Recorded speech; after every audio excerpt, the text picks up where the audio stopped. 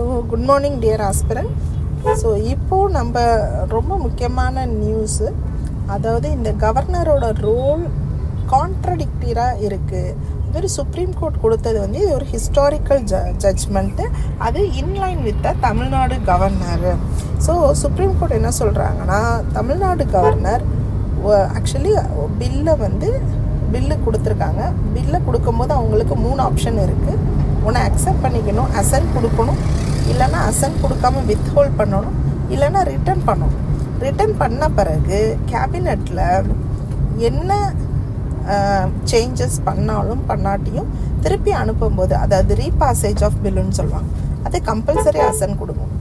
ஆனால் தமிழ்நாடு கவர்னர் திரும்பி கொடுத்த பிறகும் 10 பில்லை அவர் எந்த ஒரு டெசிஷனும் எடுக்காதது அன்கான்ஸ்டியூஷனல் அப்படின்னு சுப்ரீம் கோர்ட் சொல்கிறாங்க. ஸோ அப்போ இந்த பில் டீம்டு டு, அது அசன்ட்டு வாங்கியிருக்கணும், டைம்லியில் கரெக்டாக பண்ணியிருக்கணும், இதை பண்ணாமல் விட்ருக்காங்க.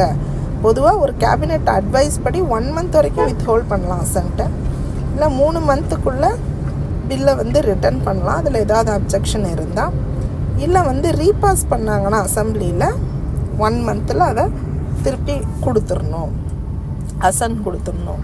ஆர்டிகல் 200 3 ஆப்ஷன் கொடுக்குறாங்க: அசன்ட், வித்ஹோல்டு ஆர் ரிசர்வ். ரிசர்வ் யாருக்கு? பிரசிடெண்ட்டுக்கு. சுப்ரீம் கோர்ட் என்ன சொல்கிறாங்க, கவர்னர் ஒரு ஹிண்ட்ரன்ஸாக இருக்கக்கூடாது, கவர்னர் ஒரு ரோட் பிளாக்காக இருக்கக்கூடாது, ஒரு ஃப்ரெண்டு, கைட் அண்ட் ஃபிலாசபராக இருக்கணும் ஸ்டேட்டுக்கு அப்படின்னு சொல்கிறாங்க. கவர்னரோட ரோலை எப்படி இருக்கணுன்றத நிறைய கமிட்டியில் சொல்லியிருக்காங்க. முக்கியமான கமிட்டி சர்க்காரியா பஞ்சு வெங்கடாச்சலை. சர்க்காரியா கமிட்டியில் என்ன சொல்லுவாங்க, கவர்னரை சிஎம்மோட கன்சல்ட்டில் தான் அப்பாயிண்ட் பண்ணணும்னு சொல்லியிருப்பாங்க. அது மாதிரி பஞ்சு கமிஷனை பொறுத்த வரைக்கும் ரிசர்வ் பில்லு எவ்வளோ டூரேஷன் வரைக்கும் வச்சுருக்கலாம்னு சொல்லியிருப்பாங்க. வெங்கடாச்சலையா கமிட்டி கவர்னர் அப்பாயின்மெண்ட்டில் யார் இருக்கணும், கமிட்டி வச்சு அப்பாயிண்ட் பண்ணணும், சோலா டிசிஷன் எடுக்கக்கூடாது, அது சொல்லியிருப்பாங்க. Governor cannot change mind second time. Supreme court கம்ப்ளீட்டாக கிளாரிஃபை பண்ணுறாங்க கவர்னரோட ரோலை. ரீபாஸ் பண்ணால் கூட ரிஜெக்ஷன் இல்லாமல் பண்ணணும். ஸோ ஸ்டேட் லெஜிஸ்லேச்சர் ரீபாஸ் பண்ணிச்சுன்னா கவர்மெண்ட்டு கான்ஸ்டியூஷனல் பவுண்டுன்றாங்க, கான்ஸ்டியூஷன் முறைப்படி அசன்ட் கொடுக்கணும். தமிழ்நாடு கவர்னர் என்ன பண்ணுறாங்க, அசன்ட் கொடுக்காம 10 பில்ஸை வச்சுருக்காங்கன்னு சொல்கிறாங்க. So this is the issue. Doctrine of people will அப்படின்னா என்ன? Democratic mandate. சுப்ரீம் கோர்ட் என்ன சொல்கிறாங்க, இதை தான் இந்த ஜட்ஜ்மெண்ட்டில் இதை தான் சொல்கிறாங்க.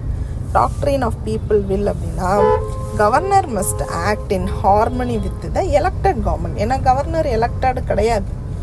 அப்போது அவர் எப்படி harmony close with the elected government. Governor should not impede legislative process. சரியா?